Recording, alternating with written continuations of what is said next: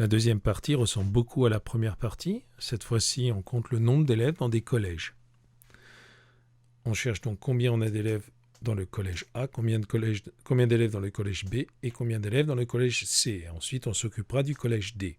La première chose à faire, comme la dernière fois, c'est de trouver la valeur du pas, de combien on avance chaque fois. On avançait de 1, 2, 3, 4, 5, 6, 7, 8, 9, 10 cases.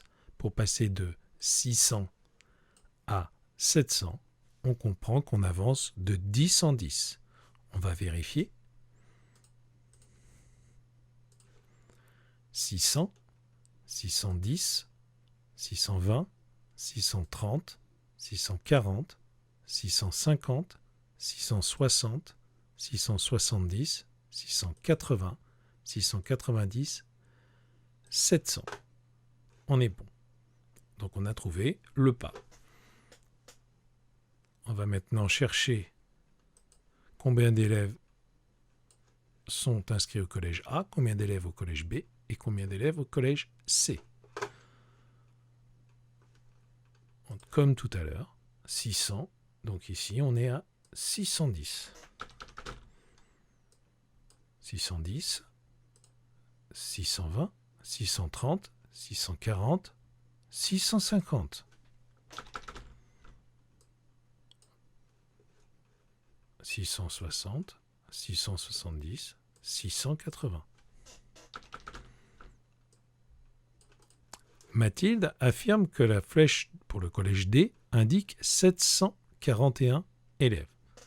Donc on travaille sur le collège D et elle nous dit que le collège D indique 741.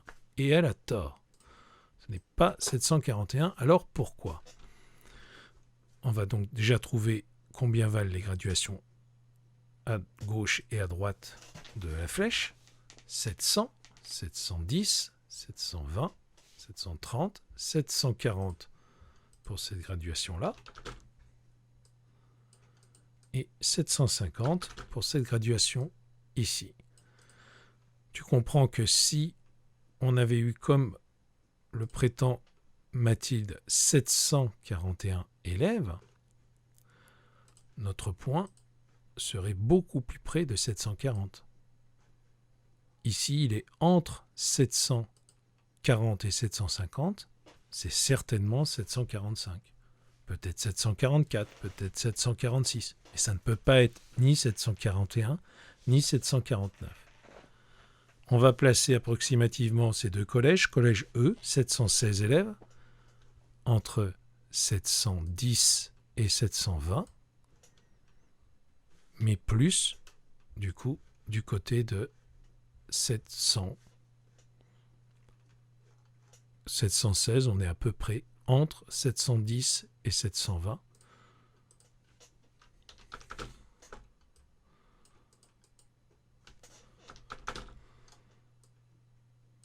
Voilà, 716, on est à peu près entre 710 et 720, c'est 715, mais bon, ici, on ne voit pas trop, donc on va être à peu près entre les deux.